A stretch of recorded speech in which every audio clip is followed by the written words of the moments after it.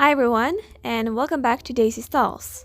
Phew, this video has been a long time coming, and there's a good reason for it. It has been the biggest and most time-consuming project I've ever worked on, and that's also why this video is the first of a two-part series regarding this project. So you might be curious, what project am I talking about? Well, you may have read the title, and in that case you already know. And indeed, I will be creating a new stable for my model horses. Anyways, the materials I'll be using in this video will be listed down below in the description box.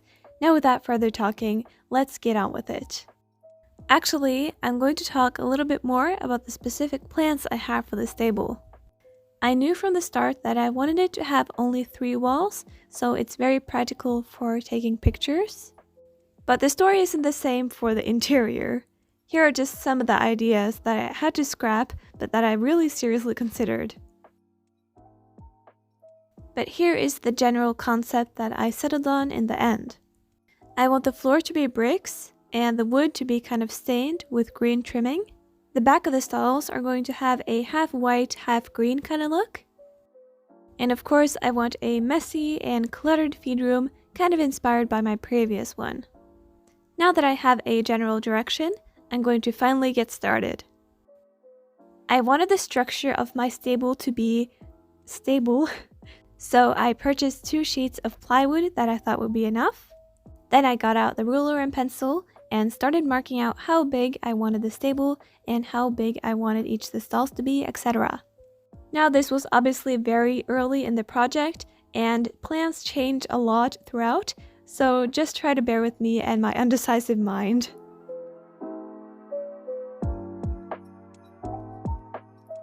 And after some back and forth, I decided on this layout and these measurements, which are all in centimeters by the way. So the width of the stable will be around 72 centimeters. And then this part is 18 centimeter. This will be the hallway. Then we have the tack room, which is 19 times 18.5. I decided I wanted a wash stall here, which is 16 times 18.5. And I decided it will have 2 stalls, which are both 18.5 times 18.5. I thought I would cut out the base of the stable before cutting out any of the walls to be sure that I'm happy with everything, although I don't have anything to cut it with. So I gave my handy grandfather a call, and off we went to collect some materials from him. The haul was successful, and I ended up with a selection of saws and rasps, and also a mystery item I'll be using later in the process.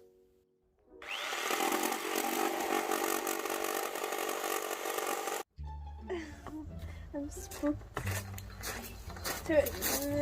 Man får ikke lettere enn håndsag. Jeg tror kanskje det. Har jo mer kontroll på. Ja. So because I was too scared of the jigsaw and it wasn't really sawing straight, I decided to use my noodle arms and a worn out saw to saw out the entire thing by hand. Spoiler alert, it took a lot of time and effort.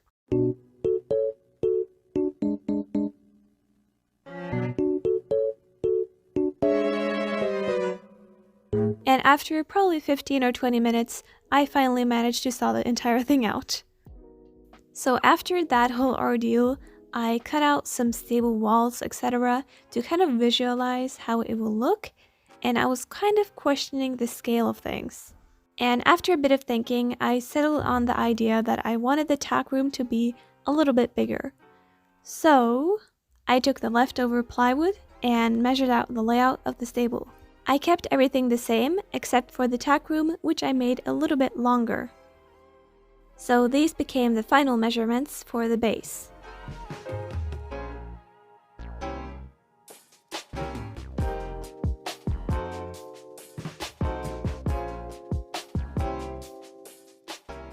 My extremely helpful assistant Millie came for inspection, and I guess she wasn't very happy with me.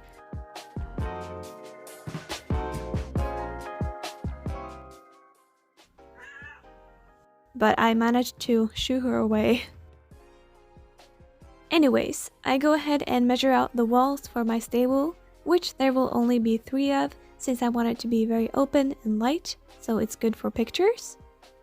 When I had marked out all the walls that I needed, my dad came with the bright idea to just use a regular saw we already had to cut out the pieces, and it was so much easier. We still had to use the handsaw on some pieces, but generally it went so much quicker and it was very energy preserving. I was also very set on having windows, so we had to drill into all of the places where I wanted to use the jigsaw, and that took a lot of time and it was quite nerve-wracking. But when I was done, I took some sandpaper and smoothed down the cut edges.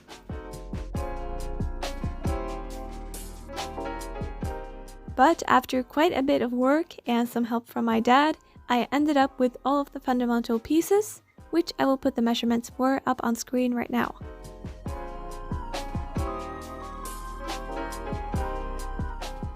Here I've just roughly propped it up, and I really like the scale and I like how it looks. I went a little bit out of line with a couple of the windows, so using some wall multi-fill, I'm going to fill in the mistakes. Now all the pieces are ready to be joined together. I use regular wood glue and prop up the walls with random objects to hold them in place while they're drying. Just in case I spill any glue, I'm doing this on top of a craft mat I have under my desk so I don't mess up my floors. I let it dry overnight, and it's actually feeling a lot sturdier than I thought, which is good. I wanted this stable to be a lot darker, so using some water and paint, I mixed that up in a jar, and I'm going to paint that on the entire stable. I was being very indecisive with these very fundamental decisions, so I can tell you that this shade of wood is not a coincidence. I didn't bother staining everything because I will be using some acrylic paint later.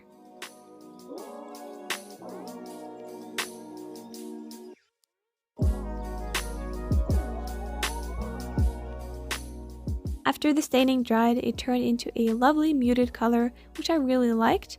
I used some masking tape around the areas I purposely left bare, and then I took white acrylic paint and a sponge and started sponging it on.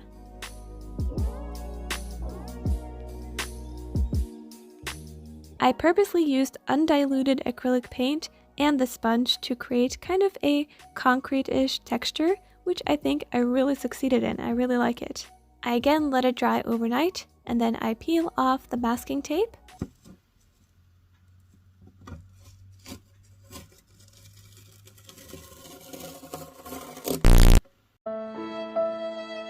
It looks really nice and neat now that I've peeled off the masking tape. And here you can see the texture I achieved. I really like it, and I think when it comes to miniatures, having different textures is really important to make it look realistic. I masked off the lower part of the wall where the stalls will be, and I painted this a nice deep shade of green.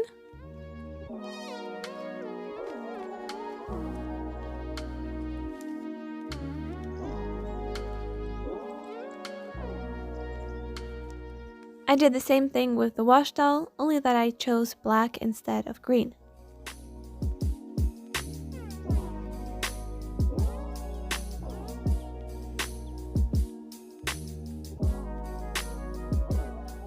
And now all the painting is done, and I really like it.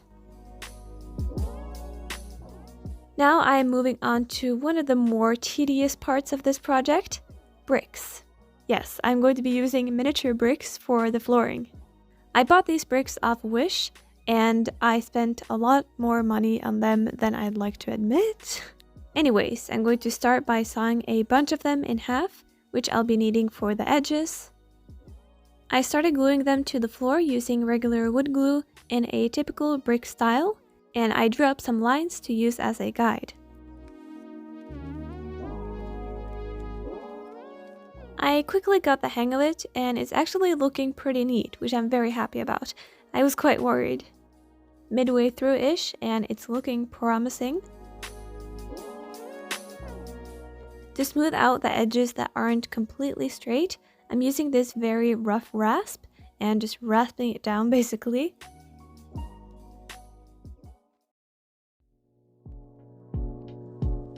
Now for the last part, the tack room.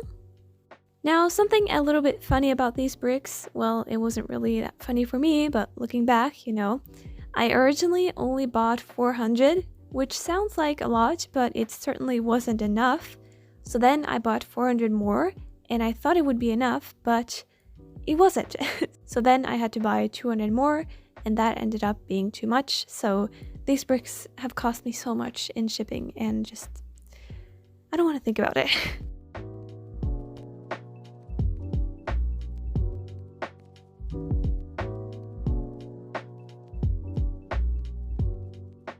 To fill in the cracks and the negative area, I'm going to be using cement, which I also got for my grandpa.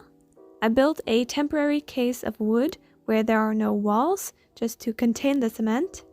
And then I hesitantly began to pour in the cement, and this was so nerve-wracking, you guys.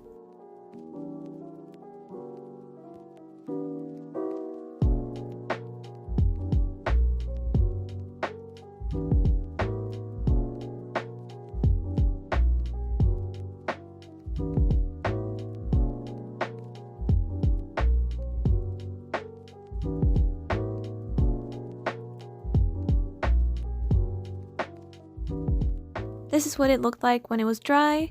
It's a little bit uneven. I could have done a better job there, but I'm actually pretty pleased. And I also take into consideration the fact that stables are usually pretty rough, so I don't think it will be too much of a problem.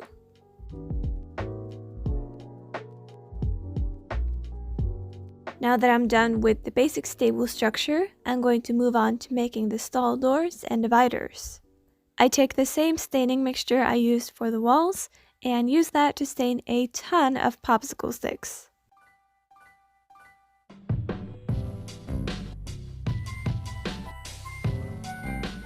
Then I'm cutting them up to be about the height I want for my stall dividers. The scissors kind of do a bad job in cutting the popsicle sticks straight, but I don't know a better method yet. Now I'm gluing it together like this, and I'm aiming for it to be a little bit under 18.5 centimeters.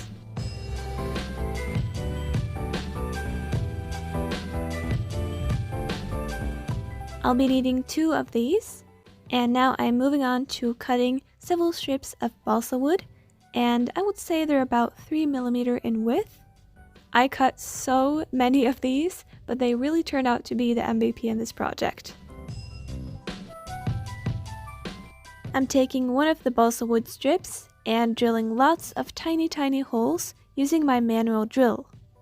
I'm doing this because I'll be having bars on the stall dividers, and I'll need a way to secure the bars in the wood.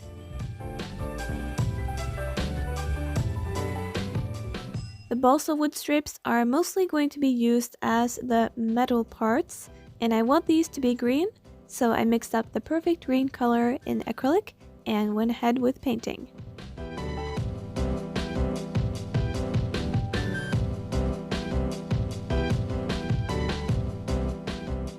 When those were all dry, I started assembling the stable dividers. I like to use clips to hold the wood in place while the glue is drying. Here I am adding the strip that I drilled holes in to the top of the divider. And after adding some more balsa wood strips and some other details to the dividers, I'm ready to start cutting out the bars. I'm using quite a thick florist wire that I got from my mom. I'm not quite sure what thickness it is, but I'm cutting them up to the length I need, and I'm making sure they're all completely equal. I've had to cut so much wire throughout this project, and I didn't always get the length right, so I had to cut it over and over again, and my hands suffered. I got a blister and it really hurt, but I just crafted on. When I thought I had cut enough wire pieces, I started to assemble them to the stable wall.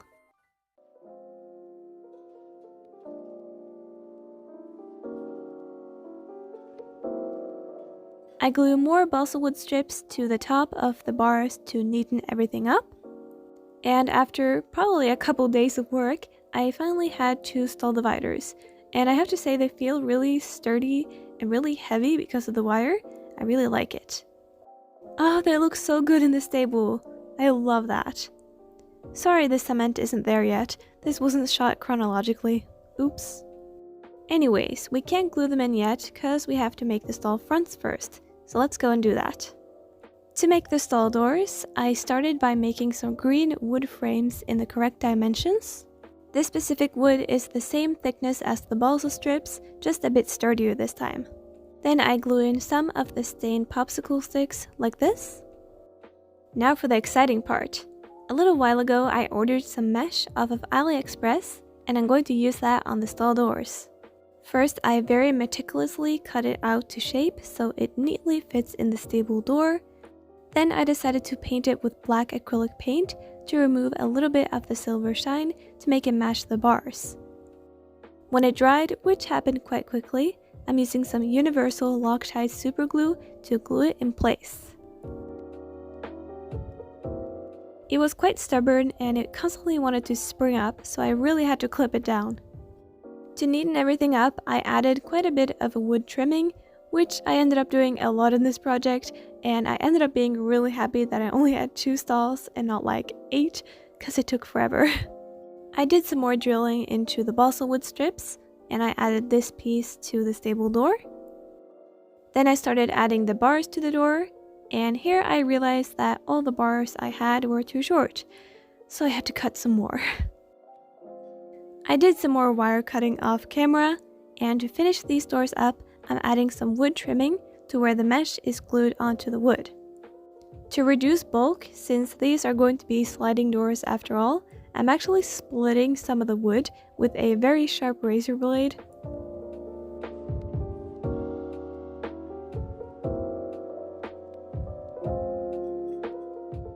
I'm using very similar techniques to create the 2 front walls that will be glued in place.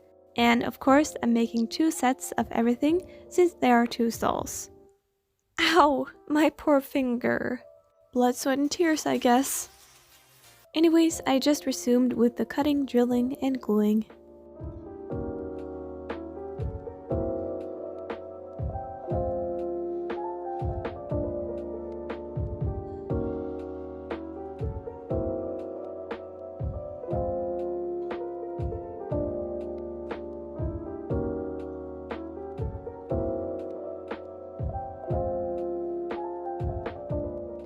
I make a set of smaller walls as well in the exact same way.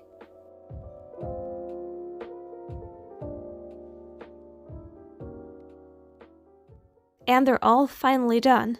That took 3 days of intense work. I'm going to glue the pieces together on my desk so I have more control.